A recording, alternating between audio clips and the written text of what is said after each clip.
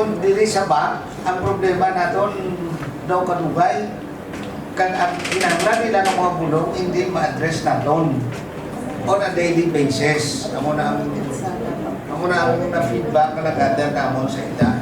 So that is one problem, one issue that we have to resolve so that we can help the hospital operations on a daily basis. Kaya isa din ka problema ang gulong. May I respond? Yes. Actually, nakita ko ang problema, manugubra. Actually, ang ginubra natin ang nalawigin sa post-qualification. No? Kahit ang bulong abi, damo na siya requirements ng CDFP, LTO, etc. etc. CPR, damo-damo requirements. Ang ginubra natin para hindi magtindol-doan ay ang HMO, PWG, ang HMO man. Ang PHO, ang TWG niya, PHO man. Parang may accountability. Siyempre, ka-report sila sa boss nila mo. So, amo na ang kung natawon mo sa procurement process, ang procurement process is 90 days maximum. Okay? Ang post-co period is 12, maybe extended to 45. Pero actually, kulang taon mo extension hasta nga hindi before, at least power lang before 90 days. Amo nang ang para sa amon sa back, kaulas mo lang yung magdesisyon mo. Pag-present sa mo, either ma-approve, disapprove naman na.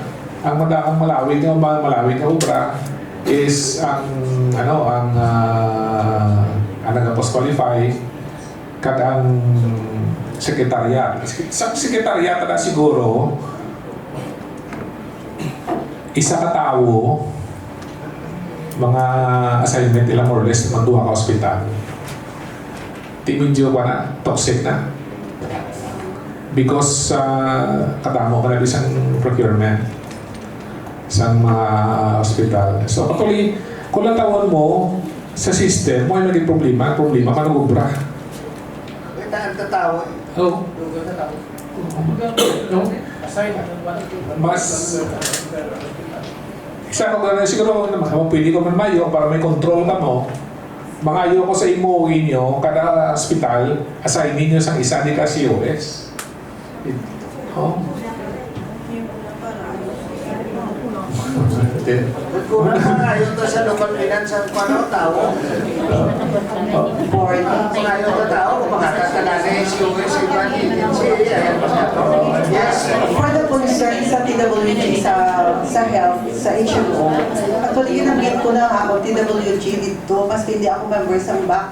Ginamangkot ko na sa isang status.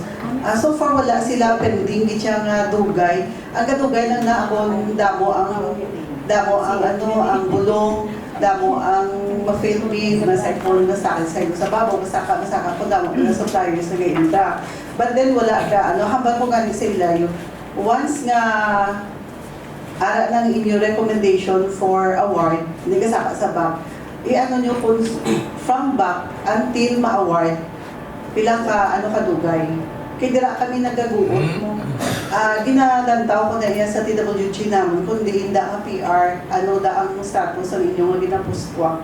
After i-inform nyo ko kung anong status na.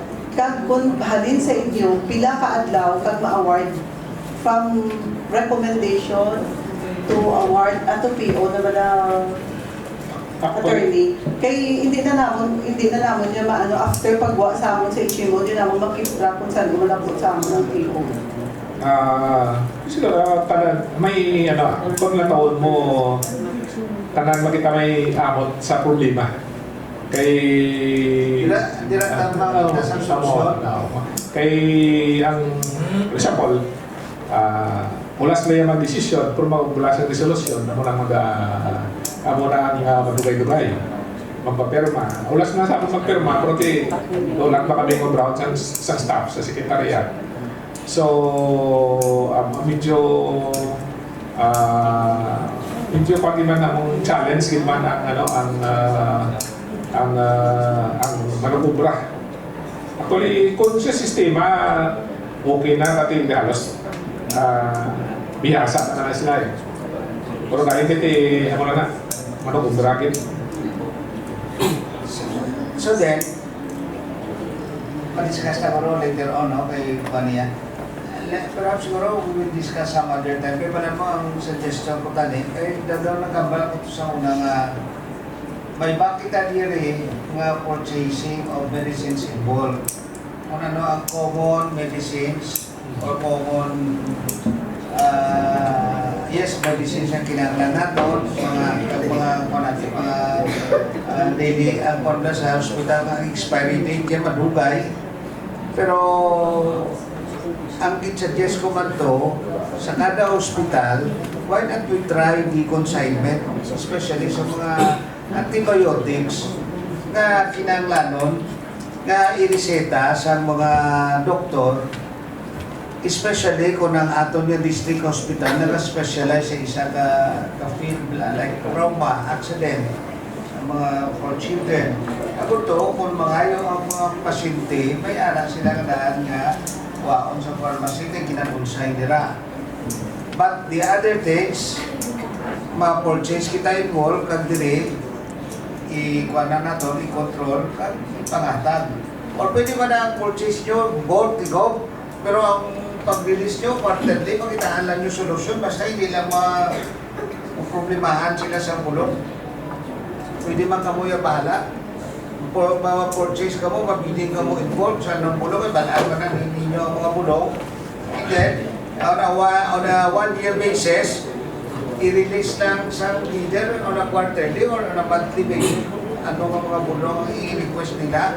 Pero nakapurchase na kita involved sa meeting para nga mawalan natin ang problema nila o ang solusyon. We practice sa una ang pool procurement. Tapos, last 2024 nga preparation sa budget, ingutang na namon 50 million for the pool procurement for the drugs and meds for the hospitals. Yes, okay. Last year, ang supplemental budget na kami nagsalaan, subong nga first nga sa annual, wala. So subong we are asking for the supplemental budget of 50 million.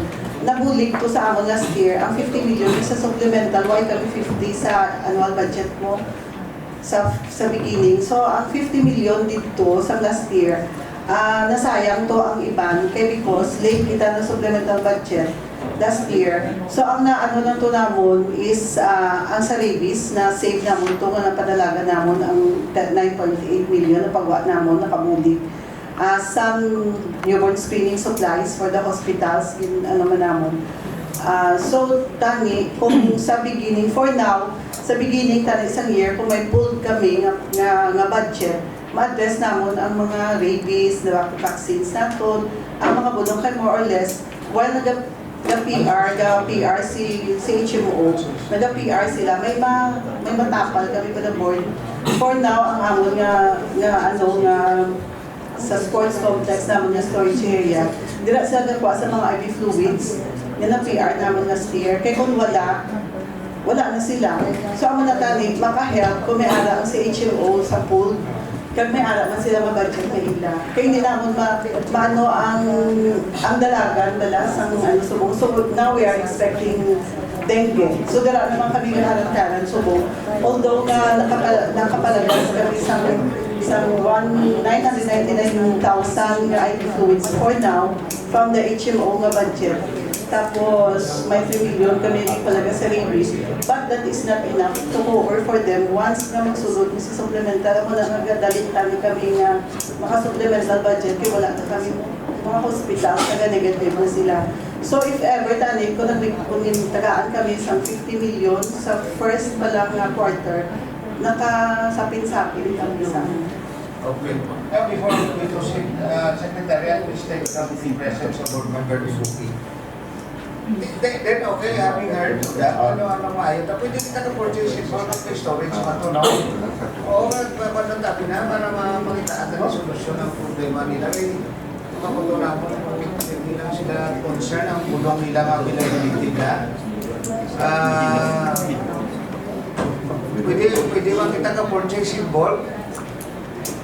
Pero, there is still a need on a daily basis ang mga basic medicine na kinahanglan yung antibiotics which is not available sa aton nga conscious involved. Ako na ang concern ang problema. So kasi pwede na itong ma-implementan nila ang consignment o kung ano, kaya pala mo ang mga bulong ng mga expired. Mr. Chair, may suggestion na ako. While we pay attention to the delivery, we pay also attention sa payment.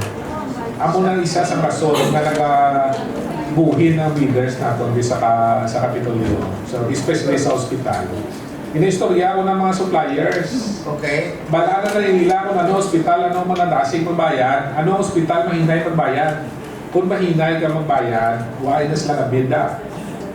So, kinanglan, ang chief of hospital, pay attention sa Kaya nga, payment. mahinay na may budget pa sila. Siyempre, before babayadan, siyempre propahon mo papeles, ang isituin mo babayadan, na mapapasar mo sa accountant mo. So, amo na isa ko nakita. Tingala ko kung mga ibang hospital, dati numpok sila bid, kung ibang hospital na may bidder, sige mo na, siya, tamo na lang utang sa Montorne. Sige, ulato-lato na kahit tamo magbayad-bayad, mag-bid naman kami. So, kinanglan, sometimes, dapat, kung ang chief of hospital, kaintindigin, hindi ka mo mawiras-wirasan sa ninyong admin officer. Kakinanglan, kung hindi ka intindi, wiras-wirasan ka lang. So, amo na isa ka rason, isa nga, nagamay ang bidder sa inyong hospital kung hindi na mo mag-asing bayad. So, while we pay attention sa delivery, we also pay attention sa payment. Kinanglan, facilitative si kita. Kay we look at them as partners. Kay kung hindi na sila mag-bid, hindi na sila mag-supply, wala makita. So, kinanglan na buligay lang. Kinanglan ni pati kayo no, para mabayad lang sila. So do you address, tama na, do you address the payment?